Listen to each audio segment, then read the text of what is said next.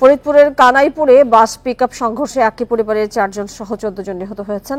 দুর্ঘটনায় আহত 4 জনকে হাসপাতালে ভর্তি করা হয়েছে। এদের মধ্যে 2 জনের অবস্থা আশঙ্কাজনক।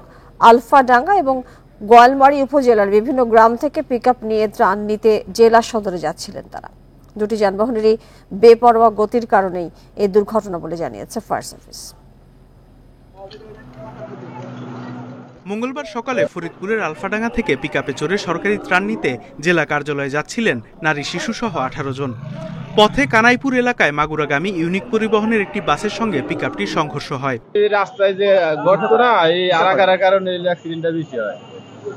এই গাড়ি এখানে রানিং থাকলে যে লাভ দিয়ে পরে ওইটার লগে লাগছে। এতে ঘটনাস্থলেই মারা যান 6 নারী, 3 পুরুষ ও 2 শিশু। আহতদের উদ্ধার করে ফরিদপুর বঙ্গবন্ধু শেখ মুজিব মেডিকেলে ভর্তির পর সেখানে মারা যায় নারী শিশু সহ 3 জন। পিকআপ যেটা আলফাডাঙ্গা থেকে ফরিদপুর শহরে যাচ্ছিল, সেই পিকআপের অধিকাংশই মহিলা বাচ্চা ছিল। এই পিকআপের মোট 15 জন যাত্রী আমরা খবর পাই। 15 জন যাত্রী প্রায় 11 জন যাত্রী ঘটনাস্থলে মারা যায়। দুর্ঘটনার পর ঘটনাস্থলে গিয়ে হতাহতদের উদ্ধার করে পুলিশ ও ফায়ার সার্ভিস। কর্মকর্তারা জানান, বেপরোয়া গতির কারণে এই দুর্ঘটনা। চালক এবং আরো একটা সামনে বাচ্চা আটকা ছিল এবং ট্রাকের পিছনে খোলা জায়গায় অনেক লোক থাকার কারণে যেহেতু দ্রুত গতিতে দুর্ঘটনাটা ঘটছে, সেই ক্ষেত্রে অনেক লোকই ছিটকে পড়ে গেছে।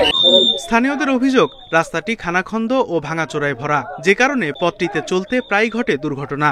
এইখানে এই দীর্ঘদিন মাঝে মধ্যে এই অ্যাক্সিডেন্টগুলি হয়। আমি বিশেষ করে সরকারের দৃষ্টি আকর্ষণ করব, যাতে এই অ্যাক্সিডেন্ট প্রবণ এলাকাটাকে কিভাবে এই রাস্তাকে প্রসারিত করে আপনার সাইড লেন করে দেওয়া হয়। ঘটনা তদন্তে 5 সদস্যের কমিটি গঠন করেছে জেলা প্রশাসন। তাদের 3 দিনের মধ্যে প্রতিবেদন জমা দিতে বলা হয়েছে। 5 সদস্যের একটি তদন্ত কমিটি করেছি বিজ্ঞ অতিরিক্ত জেলা ম্যাজিস্ট্রেটের নেতৃত্বে। এখানে পুলিশ সুপার মহোদয়ের প্রতিনিধি, হাইওয়ে পুলিশের প্রতিনিধি, আমাদের রোডসের এক্সিডেন্ট এবং ফায়ার সার্ভিসের প্রতিনিধি থাকবেন। তারা 3 দিনের মধ্যে এই তদন্ত রিপোর্ট জমা দিবেন। দুর্ঘটনায় নিহতদের পরিবারকে 5 লাখ টাকা ও আহতদের 3 লাখ টাকা সহায়তা দেওয়ার কথা জানিয়েছে জেলা প্রশাসন। Independent news. আরো জানাতে ফরিদপুর থেকে যোগ দিচ্ছেন সহকর্মী SM মাসুদুর রহমান। মাসুদুর, আহতদের কি অবস্থা যারা আছেন এবং নিহতদের পরিচয় পাওয়া গেছে কিনা, তাদের সবার পরিচয় জানতে পেরেছেন কিনা?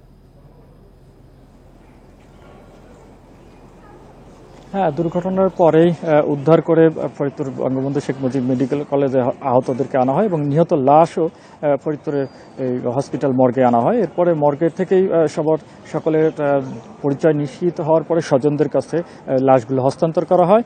আর এই সড়কের এই দুর্ঘটনায় সাধারণত ঘটনাস্থলেই 11 জন এবং হসপিটালে 1 শিশু 1 নারী 2 জন। ঢাকার পথে আশঙ্কাজনক অবস্থায় 1 রোগী নেওয়ার পথে সেখানে 1 জনের মৃত্যু। মোট 14 জনের এই মর্মান্তিক মৃত্যুর ঘটনা ঘটে ফরিদপুরের ঢাকা খুলনা মহাসড়কের কানাইপুরের দিকনগর এলাকায়। এরপরে প্রশাসন এবং ফায়ার সার্ভিস, হাইওয়ে পুলিশ সহ ঊর্ধ্বতন সকল সংস্থা তারা ঘটনাস্থল পরিদর্শন করেছেন, উদ্ধার কর্মকাণ্ড চালিয়ে হতাহতদেরকে হসপিটালে এবং নিহতদেরকে স্বজনের কাছে দেন। এই ফরিদপুর জেলা প্রশাসক কামরুল হাসান তালুকদার এই লাশগুলো দাফন জন্য সহায়তা হিসাবে তাৎক্ষণিক 20,000 টাকা করে প্রত্যেক মৃত ব্যক্তির স্বজনের কাছে হস্তান্তর করেছেন।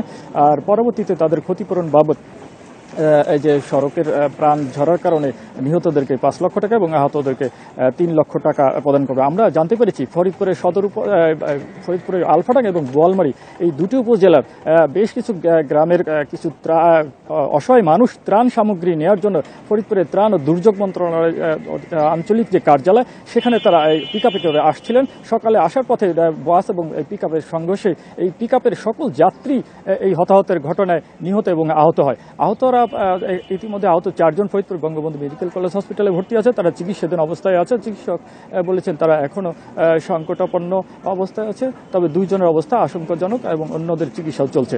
আর এই লাশগুলো হস্তান্তরের পরে এখন গ্রামের বাড়িতে শোকের তদন্ত কমিটি কাজ শুরু করেছে কি জানা গেছে। রফিকুল ইসলাম, তার স্ত্রী, 4 জন।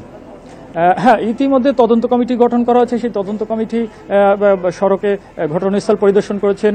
ওই ট্রাক এবং বাসের গতি এবং বাসের যে ফিটনেস অন্যান্য কিছু তারা পর্যবেক্ষণ করছেন। স্থানীয়দের কাছ থেকে তথ্য নিচ্ছেন, তারা সংবাদ সংগ্রহ করছেন, গোয়েন্দা তথ্য ভিত্তিতেও তারা অবজারভেশন করছেন, তদন্ত প্রতিবেদনের কার্যক্রম তারা পরিচালনা করছেন বলেও আমাদেরকে জানিয়েছেন প্রশাসন। এছাড়া এই যে মর্মান্তিক সড়ক দুর্ঘটনা, এই দুর্ঘটনার কারণ হিসাবে যারা বলেছেন যে অতিরিক্ত অনেক ধন্যবাদ আমাদেরকে এই বিষয়ে তথ্য দেওয়ার জন্য।